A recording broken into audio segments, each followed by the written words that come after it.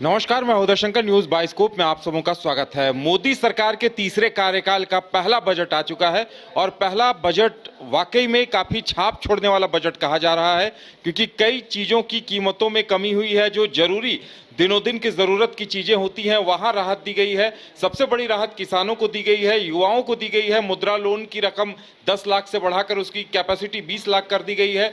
इसके अलावा जो एजुकेशन लोन के लिए इंटरेस्ट रेट कम कर दी गई है। और क्या कुछ खास है, इन तमाम चीजों पर हम चर्चा करेंगे। हमारे साथ हमारे वरिष्ठ सहयोगी राकेश रंजन जी हैं। राकेश रंजन जी, देखिए, एक तरह से ये बजट कहा जा सकता है कि आम लोगों के लिए, किसानों के लिए, युवाओं के लिए, बेरोजगारों के लिए काफी सारी तोहफे देने वाला है, काफी सारे तोहफे देने वाला है। जी हाँ, बिल्कुल। देखिए, चुनाव के बाद सरकार ने भी महसूस किया। जो इस बजट की सबसे खास बात मैं बताना चाहता हूँ, जो मुझे लगता है कि आम तौर पर जो बजट इससे पहले बन रहे थे उनमें गरीबों का ध्यान तो सरकार ने हमेशा ही रखा, इस बार भी रखा है।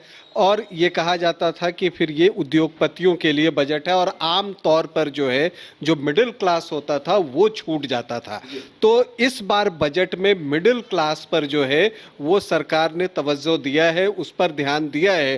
क्योंकि देखिए, ये बीजेपी लेड एनडीए है और यहाँ पर अगर आप देखें तो जो इनके वोटर्स हैं वो ज़्यादातर मिडिल क्लास वर्ग से ही आते हैं और अक्सर वो छूट जाया करते थे। तो पहली बार मिडिल क्लास को इस बजट से राहत मिलती हुई दिख रही है। उसके लिए आप अगर इनकम टैक्स स्लैब को देखें तो आपको दिखेगा कि पहले भी 0 से 3 लाख तक की आय पर जो है वो कोई टैक्स नहीं लगता था।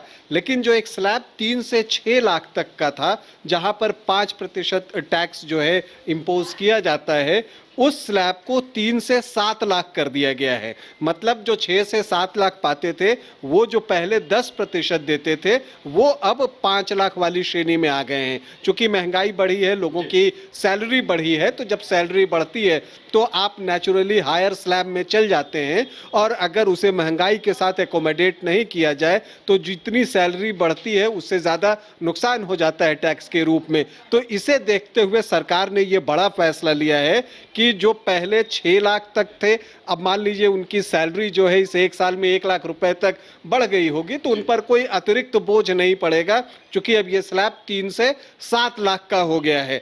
इसी तरह से जो पहले एक स्लैब हुआ करता था 6 से 9 लाख का, उसे जो है अब 7 से 10 लाख तक का कर दिया गया। यहाँ पर भी मिडिल क्लास फैमिली को जो है वो आपको फायदा दिखेगा, क्योंकि पहले जो 9 लाख तक के स्लैब से ऊपर आप जैसे ही जाते थे तो आप 15% टैक्स पे करते थे।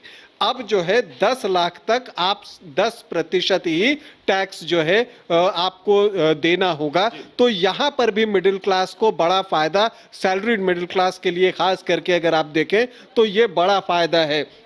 इसके अलावा एक 10 से 12% का स्लैब बनाया गया है। जो पहले 9 से 12 का था 15%, और 12 से 15 जो है वो वही है 20%, और एबव 15 लाख जो है वो 30% का जो टैक्स है वो वही रहेगा। तो यहाँ पर जो मैं बताना चाह रहा था कि यहाँ पर मिडिल क्लास को फायदा मिलता हुआ साफ साफ तौर पर दिख रहा है। फिर जैसा आपने बताया कि जो मुद्रा लोन है वो 10 लाख से बढ़कर 20 लाख कर दिया गया है, तो ये भी फायदा जो है वो जो मध्यम वर्ग है उसको यहाँ पर वो दिखेगा। तो चूंकि आप उतना लोन लेकर अपना कोई बिजनेस जो है वो स्टार्ट कर सकते हैं, तो यहाँ पर भी जो लोअर मिडिल क्लास और मिडिल क्लास वर्ग है उसको फायदा पहुंचाने की कोशिश जो है वो सरकार के तरफ से हुई है। जैसा आपने कहा कि जो एजुकेशन लोन है वहां पर राहत मिल रही है।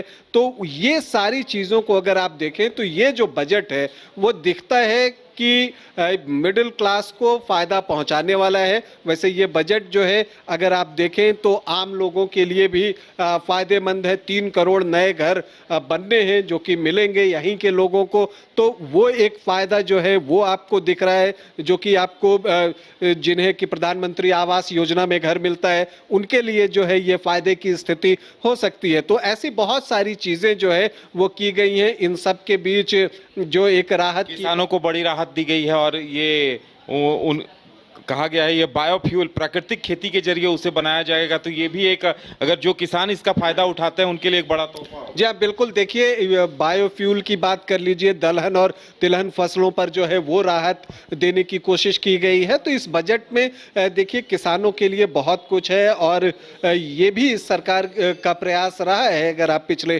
कुछ समय से देखें, चूंकि एक छवि बनी है कि किसान के समर्थक जो है वो ये सरकार नहीं है, तो उस छवि से बाहर निकलने की तमाम कोशिशें आपको दिखती हैं। पिछले दिनों आपने देखा कि एमएसपी बढ़ाई गई थी। तो ये चीज़ें ये सरकार जो है वो लगातार अंतराल पर करते रह रही है। लेकिन जो एक बड़ी खबर है कि सोना और चांदी की कीमतें जो है वो कम होने वाली हैं, क्योंकि उस पर जो कस्टम ड्यूटी लगता है उसे जो है वो कम कर दिया गया है। और अब देखिए, अगर उस कस्टम ड्यूटी को देखें तो अब 6% का कस्टम ड्यूटी है, जो कि पहले जो है वो 15% तक हो जाया करता था। अच्छी खासी कीमतों में कमी आ सकती है। जी हाँ, अच्छी खासी कीमतों में कमी आ सकती है, क्योंकि पहले जो स्लैब था जो कस्टम का गोल्ड के लिए, उसमें क्या था कि 10% तो आपको बेसिक कस्टम ड्यूटी लगता था, और 5% जो है एग्रीकल्चरल इंफ्रास्ट्रक्चर डेवलपमेंटल सेस लग जाता था। तो ये 10 + 5 मतलब 15% का जो है वो वहां पर टैक्स हो जाता था। तो अब उसे घटाकर 6% किया गया है। प्लेटिनम पर भी जो है इसे कम किया गया है। तो सरकार ने ये कोशिश की है, चूंकि इधर हाल के दिनों में आप देखें तो खास करके महिलाएं या जिन घरों में शादियां होनी होती हैं, जहां पर गोल्ड ज्वेलरी बनाने ज़रूरी होते हैं, तो वहां पर वो खर्च जो है बहुत बढ़ जा रहा था। तो अब क्या है कि इससे जो है उनको बड़ी राहत मिलेगी। और यहाँ पर भी आप देखें कि ये मध्यम वर्ग के लिए भी बड़ी राहत है। इसे भी आप इससे जोड़ सकते हैं, क्योंकि जब मध्यम वर्ग में जब शादियां होती हैं या नीचे, तो वहाँ पर जो है गोल्ड जब आप देते हैं और वहाँ पर जो खर्च होता है बेटी की शादी में, तब वो खर्च बढ़ जाता था। तो अब ज्वेलरी के दाम जो है वो कम होंगे, इंपोर्टेड ज्वेलरी के दाम जो है कम होंगे। और देखिए, इससे मार्केट को भी फायदा है।